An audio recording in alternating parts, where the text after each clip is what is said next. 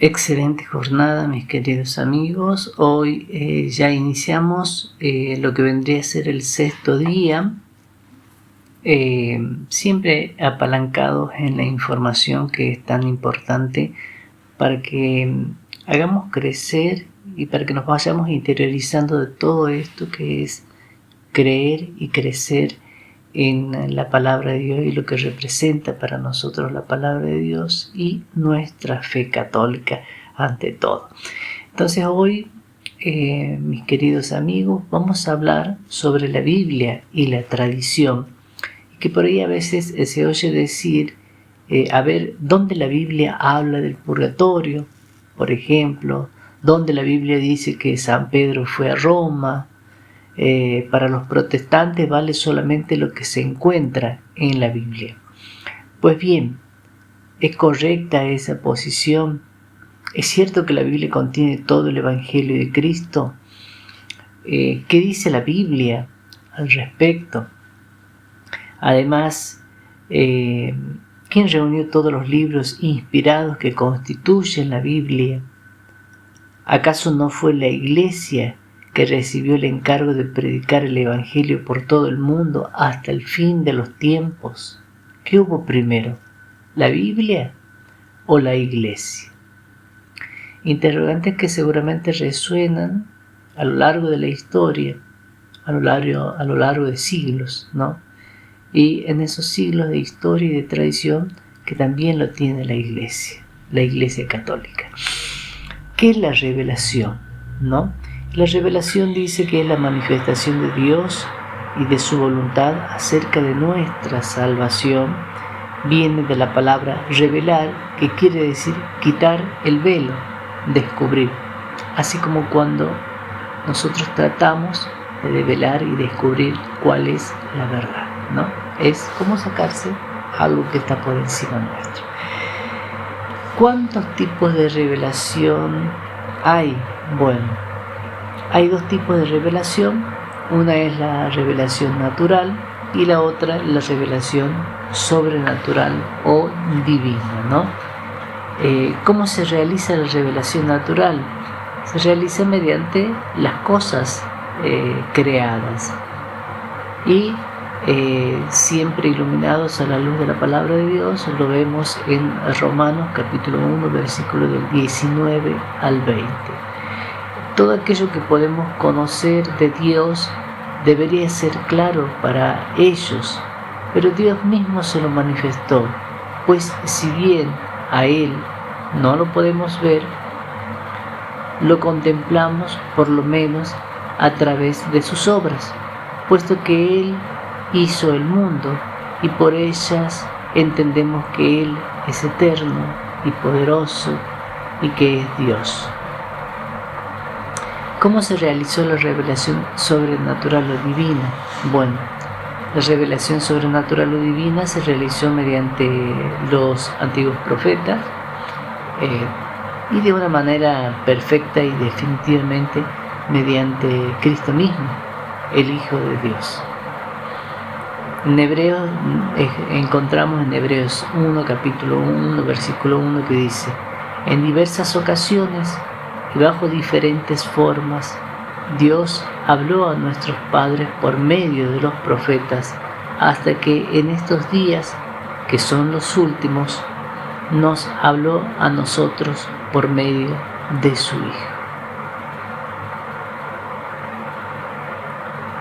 Y preguntarnos cómo es que Jesús, ¿sí?, nos reveló a Dios. Bueno, y nos reveló a Dios mediante lo que Él hizo y lo que Él también enseñó. Y por eso tenemos el Evangelio escrito por esos 4 evangelistas. En Hechos, capítulo 1, versículo 1 dice: yo escribí en mi primer libro todo lo que Jesús hizo y enseñó. ¿Cómo se llama todo lo que Jesús enseñó e hizo? Bueno, eso ya lo sabemos, se llama Evangelio, es decir, la buena noticia de la salvación. Marcos 1, versículo 15 dice: arrepiéntanse y crean en el Evangelio. ¿Para quiénes está destinado este Evangelio de Jesús? Bueno, este Evangelio de Jesús está destinado para todos los hombres de todos los tiempos. Ya pasaron ya 2025 años. Y todavía la palabra de Dios, la palabra de Jesús, este nuevo anuncio, por ejemplo en Marcos capítulo 18, versículo 15 dice: vayan por todo el mundo y proclamen el Evangelio a toda la creación. A todos. ¿A quienes Jesús encargó para llevar el Evangelio por todo el mundo? Y le encargó a los apóstoles, también a los sucesores, como pastores de la iglesia que él fundó personalmente. Entonces, la Biblia dice: Jesús, acercándose, les habló con estas palabras: todo poder se me ha dado en el cielo y en la tierra. Por eso, vayan y hagan que todos los pueblos sean mis discípulos. Bautícenlos en el nombre del Padre, y del Hijo, y del Espíritu Santo, y enséñenles a cumplir todo lo que yo les he encomendado. Yo estoy con ustedes hasta el fin de los tiempos, hasta que se termine este mundo. Mateo, capítulo 28, versículo del 18 al 20. El Evangelio que Jesús entregó a los apóstoles no estaba escrito. El Evangelio que Jesús entregó a los apóstoles era puramente oral. Por eso después lo escribieron los evangelistas. ¿Cómo sabemos que el Evangelio de Jesús va a llegar completo, sin errores? Cosas así que a veces nos preguntamos hasta el fin del mundo. Bueno, sabemos que el Evangelio de Jesús llegará completo y sin errores porque Jesús mismo lo asegura. Así tal cual, Jesús mismo lo asegura. Prometiendo su presencia constante en la iglesia que Él fundó constantemente. Yo estoy con ustedes todos los días hasta que se termine este mundo. Mateo, versículo 28 al 20. Como se llamó desde un principio el Evangelio de Jesús cuando empezó a ser predicado por los apóstoles, con sus colaboradores y también con sus sucesores. Y desde el principio se llamó tradición. ¿Sí? Tradición. Yo recibí esta tradición que a mi vez la he transmitido, lo dice en Primera de Corintios, capítulo 11, versículo 2 y 31. ¿Sí? Tradición quiere decir entrega. Se trata del mismo evangelio que los apóstoles recibieron de Jesús y que entregaron a otros, y seguirá siendo entregado, predicado de generación en generación hasta el fin de los tiempos. Y eso lo podemos ver inclusive hasta desde la catequesis de los niños cuando se preparan para recibir el cuerpo sacramentado de Jesús. Cuando Jesús condena las tradiciones, ¿a cuáles tradiciones se refiere? Porque también dentro de la Biblia Él condena algunas tradiciones. Y Jesús se refiere a las tradiciones o enseñanzas de los hombres y no a las de su evangelio, que sería transmitido de generación en generación, ya sea por sus apóstoles, por sus colaboradores y también sus sucesores y todas las personas a las que Él encargó. Cuando se escribió el Nuevo Testamento, se puso por el escrito todo lo que Jesús había hablado. ¿O no? Y en realidad es parte, ¿no? Todos pensamos que el Evangelio está todo pero hay partes y hay libros inclusive que todavía y que incluso no están incluidos dentro de la Biblia y que están en el Vaticano. Jesús hizo muchas otras cosas, ¿no? Lo dice Juan claramente en el capítulo 21, versículo 25. Capítulo 21, versículo 25, y dice: Jesús, un poquito para aclarar esto, hizo muchas otras cosas.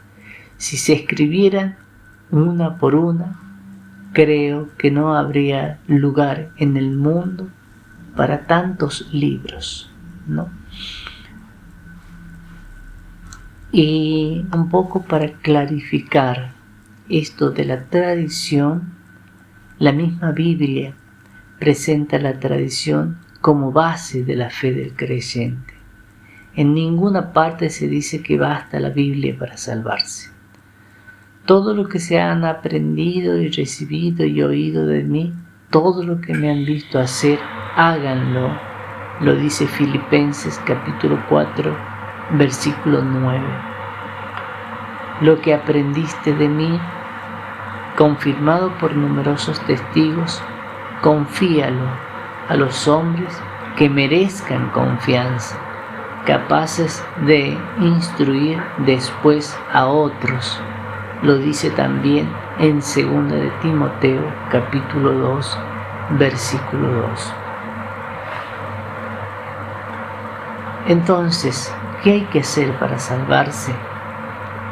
Hay que tener en cuenta la Biblia y la tradición, ¿no? Hermanos, manténganse firmes y conserven la tradición, que es el Evangelio que los apóstoles recibieron y que han aprendido de nosotros de viva voz. Es la tradición que se sigue transmitiendo mediante los sucesores de los apóstoles o por escrito, que es la Biblia, tradición puesta por escrito. Y todo esto un poquito desglosado y también ampliado en 2 de Tesalonicenses capítulo 2, versículo 15, que es lo que acabamos de hacer. ¿Quiénes están encargados por parte de Cristo para interpretar con autoridad la palabra de Dios contenida ya sea en la Biblia y en la tradición? Son el Papa y los obispos, por ser los sucesores de los apóstoles. Están encargados de interpretar con autoridad la palabra de Dios contenida en la Biblia y la tradición. Y esto lo encontramos en 2 de Pedro, capítulo 1, versículo 20, ¿no? ¿Es correcto decir yo creo en la Biblia y nada más? No, es un error creer solamente que la Biblia y nada más. En efecto, Jesús no escribió nada y no repartió ninguna Biblia. Sí, Jesús no repartió ninguna Biblia. Fue su voz, su tradición. Y lo que hizo fue fundar su iglesia y entregarle su evangelio para que fuera anunciado a todos los hombres hasta el fin del mundo. Fue en la iglesia donde se escribió y fue aceptado el Nuevo Testamento bajo su autoridad. Por lo tanto, es un error aceptar la Biblia y no aceptar la iglesia que le dio vida y la defendió de los que quisieron añadirle o quitarle algo. ¿Los protestantes aceptan la Biblia y la tradición como palabra de Dios? No. Los protestantes aceptan solamente la Biblia como palabra de Dios. ¿Por qué los protestantes aceptan solamente la Biblia como palabra de Dios? Y la aceptan solamente como palabra de Dios porque al separarse de la única iglesia que fundó Cristo, ya no cuentan con la tradición que viene desde los apóstoles y que llegará hasta el fin del mundo. Esa es la pura verdad. ¿Tienen también los protestantes el derecho de predicar la palabra de Dios? No. Los protestantes no tienen ningún derecho de predicar la palabra de Dios. En efecto, ninguno Jesús encomendó esta tarea solamente a su iglesia y no a cualquier persona o institución que lo quisiera. Por tanto, si lo hacen es por su propia cuenta, sin ninguna garantía de parte de Dios. Por eso hay tantos errores y tantas divisiones entre ellos. Si predicaran la verdad, todos enseñarían lo mismo y se mantendrían unidos. Entonces, ¿cometen pecado los protestantes cuando predican la palabra de Dios? Y los protestantes que predican la palabra de Dios, sabiendo que se encuentran fuera de la iglesia que fundó Cristo, cometen pecado. Sí. Los que lo hacen en buena fe no cometen pecado, al contrario, se hacen siempre más agradables a Dios. ¿Sí? Entonces, lo importante es volver a la iglesia. En resumen, la revelación que Cristo ha dado con hechos y palabras es el Evangelio de Dios. Y esta iglesia, que es tradición y que es evangelio, es entregada por los apóstoles y por sus predecesores, que son los obispos, ¿sí? Así que, amigos, a tener en cuenta esta forma de entender la palabra de Dios, ¿no? Entendiendo que si no buscamos la verdad, no la vamos a encontrar, ¿sí? Y la verdadera iglesia, vuelvo a insistir, está en la Iglesia Católica, iglesia creada por Cristo, y que está basada toda esta creencia desde sus sucesores. Algún día te voy a mostrar la Biblia, porque seguramente muchos preguntan, ¿no? ¿Cómo se sabe eso? Y bueno, está la lista de los papas desde San Pedro o Pedro, el apóstol de Jesús, hasta el día de hoy, los sucesores. Está año a año y nos tendremos que detener por mucho tiempo, ¿no? Pero por ejemplo, después de San Pedro vino San Lino, San Anacleto, San Clemente, San Evaristo. O sea, hay una cronología, y esto da fe de que la Iglesia Católica es la única creada por Jesús, y que desde su tradición y desde lo que representa la Biblia, que es el Evangelio de Cristo, lo debemos hacer llegar hasta el fin de los tiempos. Que tengas una bonita jornada. Acabamos de entender o entendernos este sexto día, este desafío de 100 días para creer en la palabra de Dios y en la tradición de la Iglesia Católica. Bonita jornada, que Dios nos bendiga en el nombre del Padre y del Hijo y del Espíritu Santo. Amén.